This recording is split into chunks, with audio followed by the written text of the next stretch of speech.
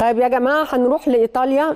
معايا دكتور فؤاد عودة رئيس الرابطة الطبية الأوروبية الشرق أوسطية.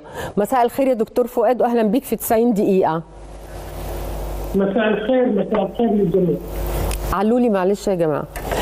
دكتور فؤاد، يعني أكيد أنت سمعت المداخلة اللي مع الدكتور عبد اللطيف قبل حضرتك.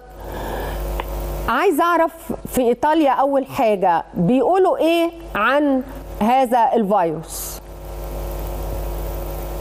في إيطاليا بيقولوا لازم نتعلم من الدروس الكورونا فيروس، لأنه كانت شديدة في إيطاليا وفترة صحي، وعشان هيك ما هي الدروس اللي لازم نتعلمها؟ أولا، عالم الفيروس موجود من قرون. في فيروسات موجودة كانت، وفي فيروسات جديدة. آخر فيروس جديد 100% اللي هو كورونا فيروس.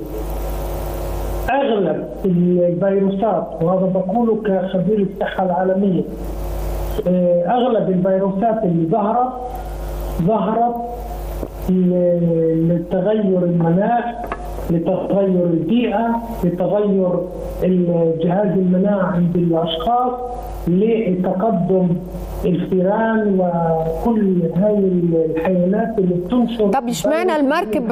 يعني انتوا عندكم شواطئ، يعني اشمعنى المركب دي ما فيش عندكم مثلا مراكب فيها الفيروس ده في القوارض؟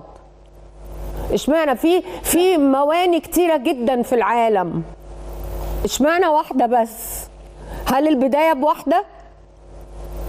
لا، ليش لازم الواحد يعمل تحليل طبي عالمي من ناحية الصحة العالمية؟ التحليل اللي أنا كاتبه يعني من أسبوع في الإعلام الأوروبي والإيطالي والعربي هو إنه تم نقل الفيروس من منطقة أمريكا اللاتينية إلى السفينة من الشخص ومرته اللي توفوا، اللي ماتوا، اللي كانوا على المركب وماتوا. ليش؟ لأنه الأعراض ظهرت بعد 4-5 أيام من وجودهم على السفينة. احنا بنعرف نتكلم عن هانتا فيروس اللي هو 38 متحور، فقط متحور واحد اللي هو انديس، اللي هو بينقل الفيروس من الفئران الى الانسان ومن الانسان الى الانسان. يعني في 38 متحور يا دكتور فؤاد؟ 38 متحور موجود لهانتا فيروس اللي حتى الآن بنعرفها، موجود من زمان، وإن 35 سنة بنحاول نعمل تطعيم ولم يعمل التطعيم لهانتا فيروس. المتحور الأخير والمتحور الوحيد اللي بنقل أو بنشر أو بيوصل الفيروس من الفئران إلى البشر أو الإنسان اللي هو أنتا فيروس. في جثة الأشخاص اللي توفوا موجود أنتا فيروس لانديس متحور هانتا فيروس. عشان هيك أنا بتكلم عن طب هل فعلا في إيطاليا قالوا لكم ما تخوفوش الناس وما تهولوش الموضوع، ولا سايبينكم عادي براحتكم؟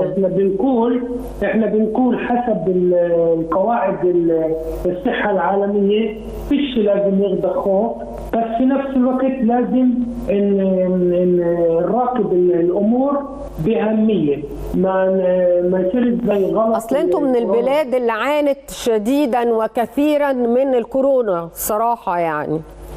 لا، أنا كنت أول أيام الكورونا وبالإعلام العالمي والعربي وفي المستشفى، وقعدت 3 أشهر ما روحش على البيت.